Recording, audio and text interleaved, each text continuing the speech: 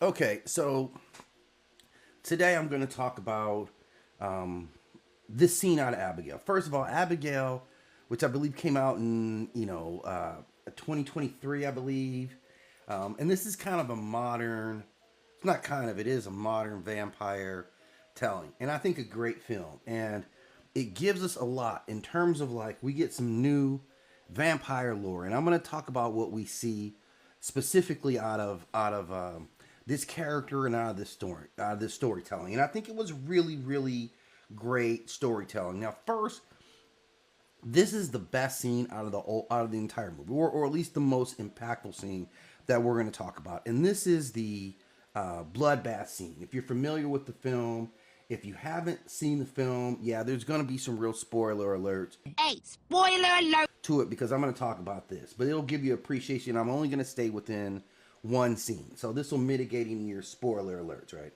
But this is the scene where Abigail really reveals herself in terms of what she is. Now, the backstory again, excuse the spoiler alerts, the spoilers, but so the backstory is that these like six individuals kidnap this girl, which they think is the daughter of someone very rich, and they're going to blackmail these people, and they're going to get a bunch of money. So it's got pretty solid backstory here built around crime, and so you think this is it's kind of a techie crime story.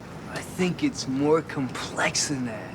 And they end up holding her up in this old style mansion. So visually what this does is it kind of merges a very solid tech story. Like you see them running around the city. One girl is a hacker. They've got some high powered elite weaponry.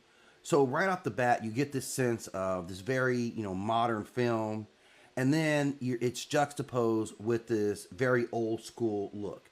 And this is going to be important because this is going to remain Abigail's look. So this is going to be an important look. So now we're at the scene where they're holed up inside of this old mansion with what they think is this young girl. And this is about to flip. This is why I call it one of the most significant scenes in this movie, because it gets right to the crux of what it is. So I'm going to take you through some of the visuals of it. And we see this is what they bust into. So they bust in here. And now you're seeing Abigail, right? You come up and she's got, the sneakers on, the glittery. So she looks very much the part of the young girl. And then you kind of start to zoom and you can see she's already got one of their dead homies. So if you know the scene already, it becomes instantly, yo, what's up, man? Daddy Dutch, shout out for stopping in, man. I'm just going to break this thing down in its entirety, right? So you can see it already becomes from being this little girl to being completely macabre just in a couple of shots. And this is one of the actors. This is Sammy, the young lady, and she instantly has her reaction. Like they're reacting to this girl. Now what's going on is this is the ballerina moment, and this is where this horror film is about to just flip the reels off of it. You think that she's like a really like innocent little girl, but she's not. And let's get Abigail in here so we can kind of see what we're talking about. What they walk into is this. Essentially, you walk into this right here, right? You see this little girl, and she's holding a decapitated body from your homie, the dude that you were just kicking it with, not homie, but your associate that you were just kicking it with, and now he's decapitated. Got the wrath of the nunchucks, yo. Not only is he decapitated, she's dancing around with his decapitated body. So all of a sudden, this is no longer just your average little rich girl. This is all of a sudden like a major problem.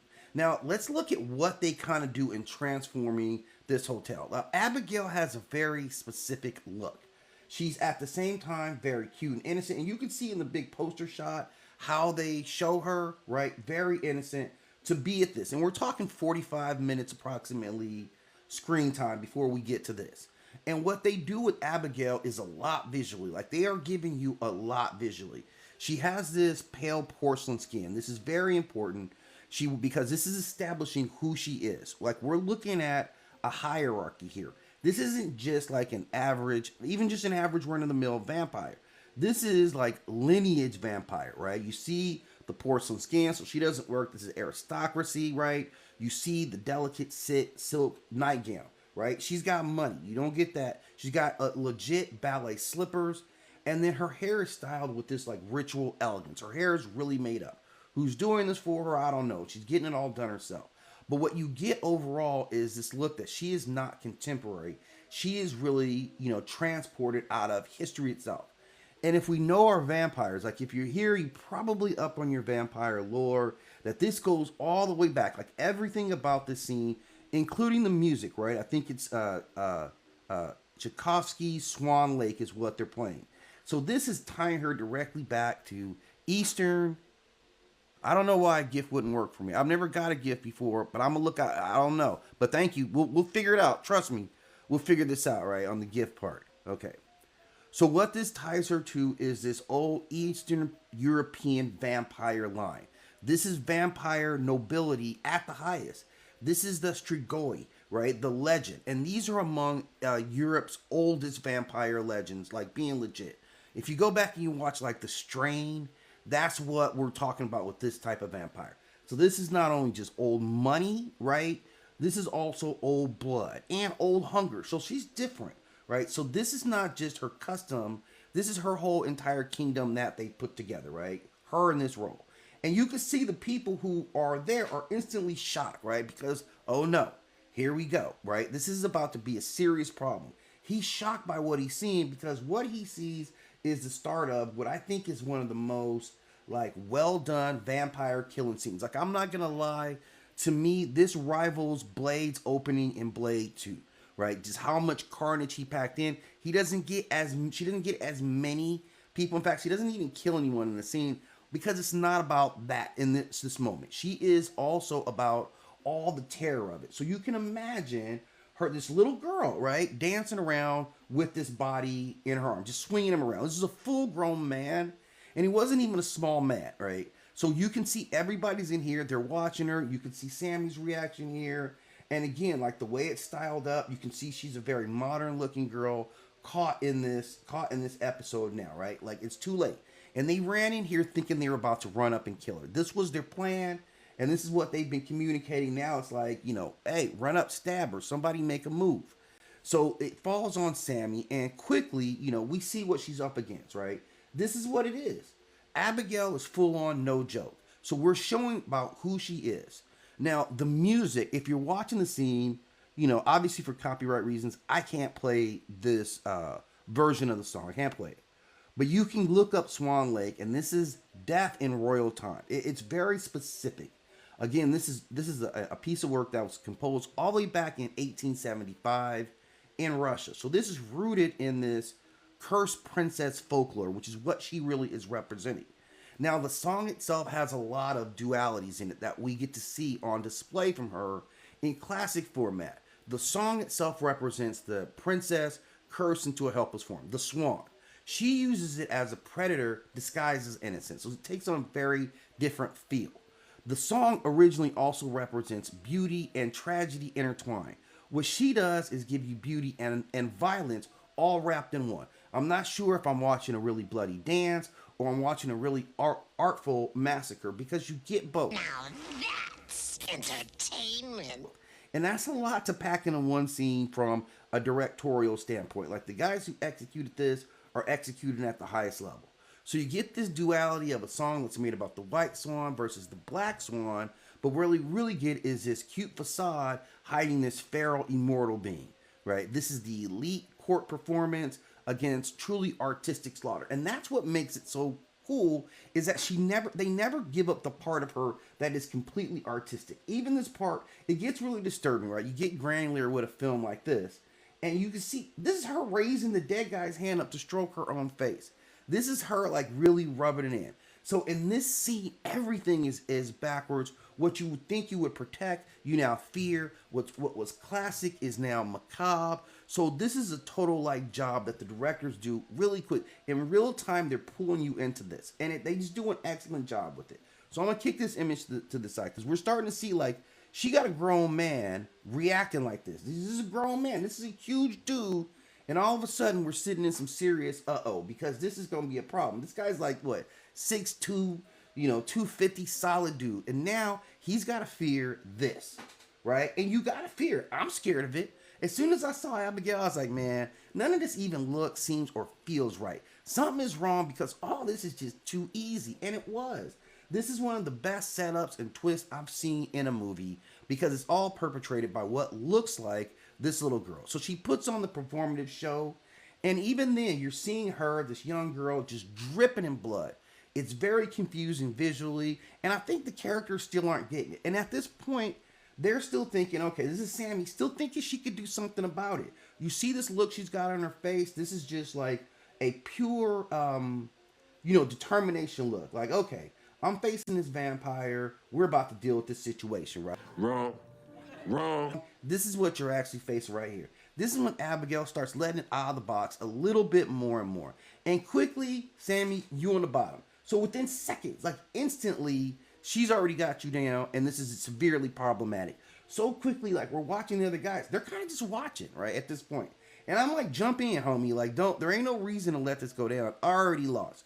So she's just not even damaging Sammy at this point. She's just got her down, and she's just tormenting her. Because the torment makes your blood taste better. At least that's what we seem to get from Abigail, right? So finally somebody does jump in, another grown man, only to also get quickly dismissed by this young girl. Now, this is also a very big part of this, because this dance, we're going into areas that remind us of other types of violence done in divine fashion.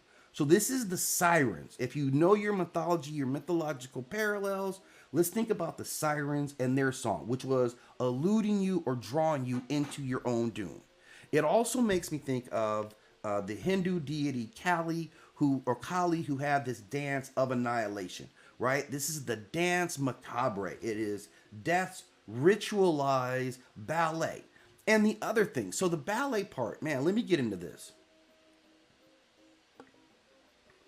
The ballet itself is very important because this says a lot about her as well. What she is giving you is, this isn't random. At this point, oh, thanks you. I got that gift right there, man. Much appreciation just showed up to my man, Daddy Dutch. So again, thank you. So again, what the whole scene with the choreographed weaponry is her discipline. Like, this is a contradiction. We're not used to this much violence and it being like everything being, okay, I got you there. Oh, Deuce, okay, yeah, okay, I got you. Okay, good looking out. Okay, so back to this. So what we're seeing from her is a lot of like these pirouettes, these long leaps. It's all manipulation. Like, she's selling the body. Now, it's also showing you this young lady or young vampire has centuries of training, right? She's performed for judges. She is technically precise in every single way. And she's never been prey herself. She's not reacting. Her body is remembering. And spatially, the way, if you can see a little bit here, how these guys are lined up, that spatially, they represent the perfect audience for her. Let me try and get this image up to the top here, man, because this is a good one. We want to see this here, right? So she's got them spaced out. So this is the audience, and they are 100% watching her. So she is on performance again, and that's what we get. Like, so there's a lot of implications that come along with this. This is about feeding. This is about ritual. This is about her violence actually being heritage. The elegance of her, the sheer elegance of her is intimidation. And this goes way back to this line of vampires saying that humans, this is livestock. You guys are livestock, and I'm about to fully play with my food, right? That is correct. But this is where it gets really insidious if you're really watching carefully, because what they do in this film is they start to mess with the rules of vampirism. And this is very important because it makes her that much more terrifying. Now, when they bust into the room, they've got all the implements you would think you need for fighting a vampire, right? They've got a bag of garlic. They've got sharp stakes. And this guy has a cross around his neck. I believe it is silver around his neck. He pulls it out when they start talking about how you defend yourself against a vampire, right? So we see this. But you see she quickly got him down and she's giving him that work. So what she does is she literally takes the garlic and she licks the garlic.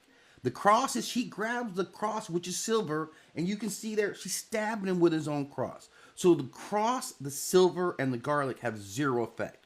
Now, just within like a 5-10 second span, she rewrote the rules of this vampire engagement.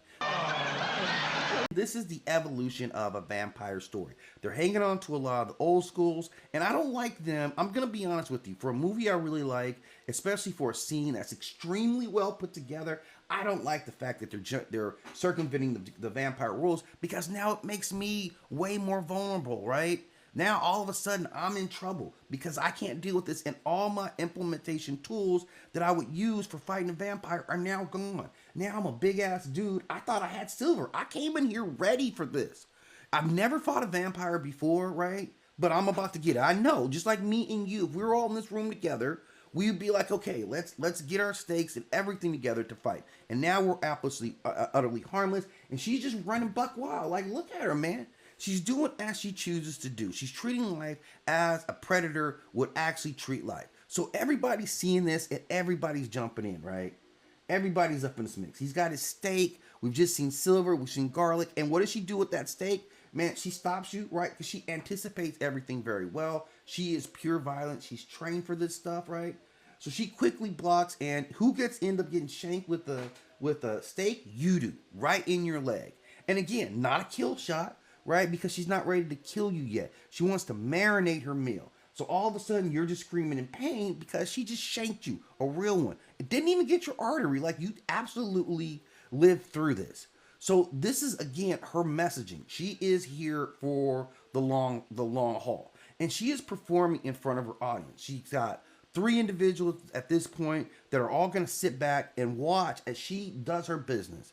It is one of the most well choreographed scenes that I've seen in a vampire movie, because it mixes, you know, this very artistic style, this great discipline. There was a lot of choreography that goes, and execution that goes into just the ballet portion of what she's doing. And for her to emerge as this, like, this is what emerges out of that scene. Imagine you rolled up in here thinking that, okay, you know, it's this little girl, she's vulnerable. I'm not worried about nothing. I'm not flexing off this little girl at all, only for this little girl to emerge as the bloody face one, right? Not her blood, all your blood. She's feeling good about everything that just went down because it's just getting started. And I'm telling you, this really changes the pacing of the movie. It changes the core of the movie, and it establishes her as a whole different archetype of vampire. This ancient line that's coming to the new day. They've been there all the time. This would line up with like Damaskinos. But again, we have to remember, I think the vampire line that she represents is more in line with what we would see in, say, a film, The Strain, which oddly enough, I don't know this guy's name here, but he was also in The Strain. So if you guys ever checked out The Strain, the big guy here, he's in that film as well. So we're seeing a lot, and I'm really glad that she put it down in the way that she did, because this, you know, it breaks some of the rules that were really dear to me. The main rules to me, like, if I can't fight this vampire, then we can't really even exist in this world anymore. And films become a lot less fun when there's no chance of us winning at all. But that's what we're faced. This little girl, she's going to taunt you, she's going to bite you, she's going to beat your ass, she's going to do all kinds of stuff while giggling and laughing, because this is Friday night for her. This was her plan. Lock all of us in here and then take the next day to slowly hunt you down and eat. Who does that? Who does shit like that? I'll tell you.